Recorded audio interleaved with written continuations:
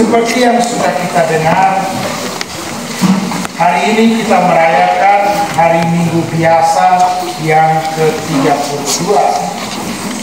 Dan menurut tradisi atau ajaran iman Kristen Katolik, hari Minggu adalah hari kebangkitan Tuhan kita Yesus Kristus. Dan inilah misteri yang memberi dasar dan alasan serta asal dari iman kita. Pokok dari iman kita adalah misteri Paskah dari Tuhan kita Yesus Kristus, sengsara, wafat, dan kebangkitannya.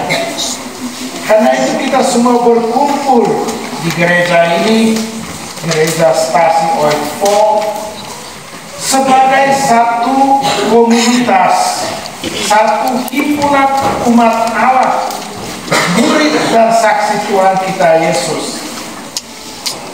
Kita semua menjadi murid Tuhan karena permandian.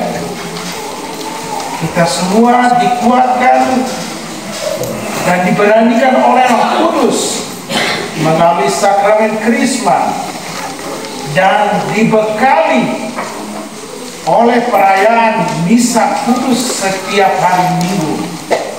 Jadi kita merayakan inti dari iman kita pada saat ini.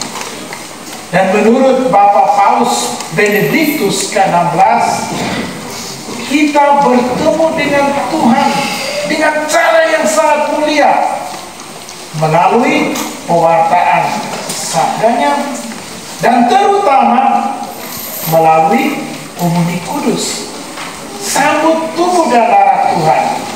Karena ketika kita menyambut tubuh dan darah Tuhan, kita menerima Tuhan Yesus yang bangkit di dalam hati kita. Ya, dengan itu kita menerima Roh Kudus yang menuntun dan membimbing kita agar kita mengikuti Tuhan kita Yesus Kristus, agar kita taat kepada Allah Bapa. Hari ini kita mendengarkan bacaan Injil dari Injil Matius. Sebuah perumpamaan tentang 10 orang gadis, 5 bijak, 5 yang lain dikatakan bodoh.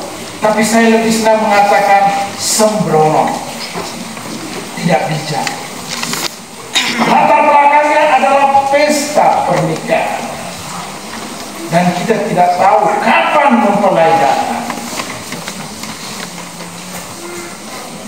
Karena itu, tapi apa artinya itu semua? Dalam tradisi kitab suci untuk orang-orang Yahudi, pesta pernikahan atau perkawinan itu adalah lambang perjanjian antara Tuhan Allah Israel dengan umatnya Israel. Pernikahan. Jadi merayakan pernikahan itu artinya merayakan perjanjian Tuhan Allah dengan umatnya. Tuhan Allah berjanji untuk selalu ada di tengah-tengah umatnya, dan umatnya berjanji untuk mengikuti perintah-perintah dari Tuhan.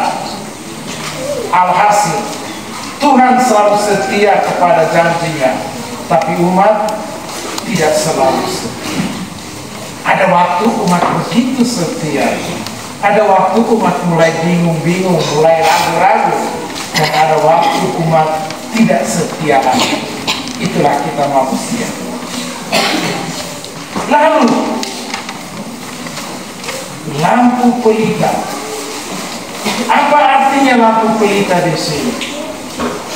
Lampu pelita itu mengartikan iman kita akan Tuhan kita Yesus Kristus. Kita harus ingat dalam Injil Matius, Yesus itu diperlihatkan kepada kita sebagai perjanjian baru, sebagai Nabi Musa yang baru, sebagai Emmanuel, Tuhan yang selalu beserta kita. Ya, maka kita ingat pesta pernikahan. Dan di sini pesta pernikahan baru, perjanjian baru, yakni Tuhan kita Yesus Kristus.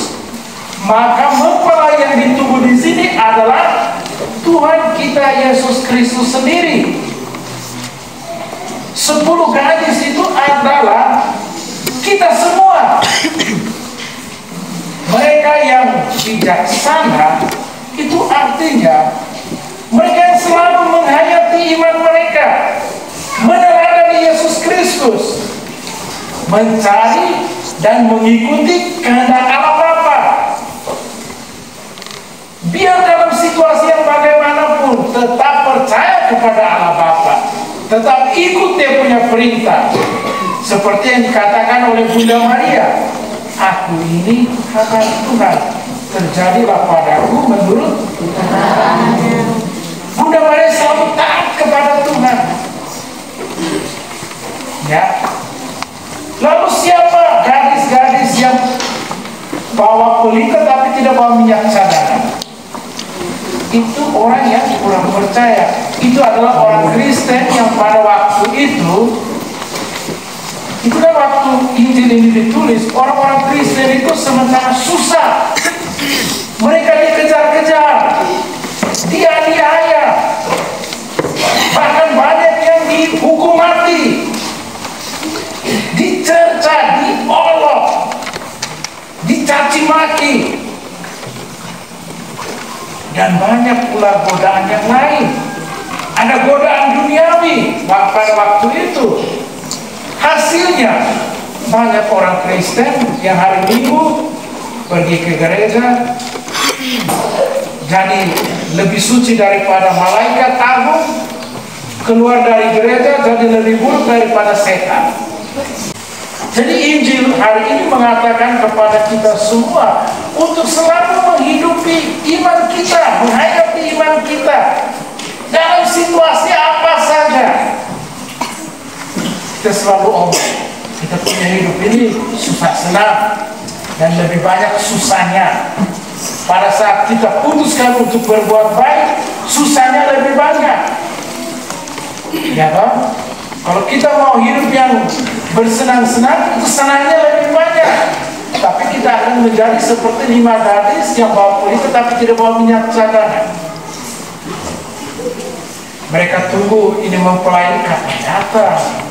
Seperti halnya kita menunggu Tuhan Yesus, kedatangan Tuhan Yesus yang kedua. Kapan Tuhan datang?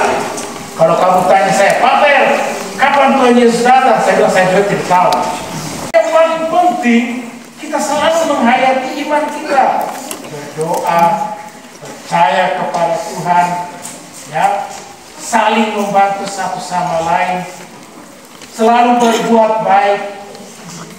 Tuhan Yesus bilang kalau orang tempel di pipi kiri, kasih pipi kanan. Ada yang berani buat begitu? Sulit ya. Tapi kalau kita tidak bisa buat, ya kita minta ampun kepada Tuhan. Ya tahu, kita minta ampun bukan karena kita takut nanti ke neraka, bukan. Kita minta ampun karena kita percaya akan belas kasih Allah Bapa yang tidak terbatas. Tuhan Yesus jamin ketika kita menjalani kehendak Bapa, Allah Bapa akan mengirimkan Roh Kudus kepada kita. Ini keyakinan yang harus kita miliki dan tidak boleh ragu. Kita masih ingat waktu Yesus jalan di atas air, murid takut, pikirnya hantu, pikir setan, pikir Tuhan laut. Tapi Tuhan bilang saya, Yesus bilang saya. Lalu Petrus bilang, kalau memang engkau Tuhan suruh saya jalan di atas air. Yesus bilang, jalan saja. Lalu Petrus mulai jalan. Tapi tiba-tiba dia mulai ragu. Dan ketika dia ragu, apa yang terjadi? Hampir tenggelam. Kalau seandainya Petrus tidak ragu, dia tidak akan tenggelam. Dia mulai ragu. Betul kan? Hasilnya hampir tenggelam. Yesus bilang, kau ini iman lemah sekali. Ini mau bagaimana? Demikian juga kita. Kalau kita percaya bahwa setiap kali kita mengikuti kehendak Allah Bapa, Roh Kudus dikirim kepada kita, diutus untuk kita. Ini yang kita tidak boleh ragu. Sehingga kita tetap teguh dengan prinsip iman. Karena kita tahu kekuatan kita bukan kekuatan yang dari dunia, tetapi yang dari atas, yang melampaui para kudus, orang-orang kudus, yaitu kekuatan dari Roh Kudus. Ini yang harus kita percaya.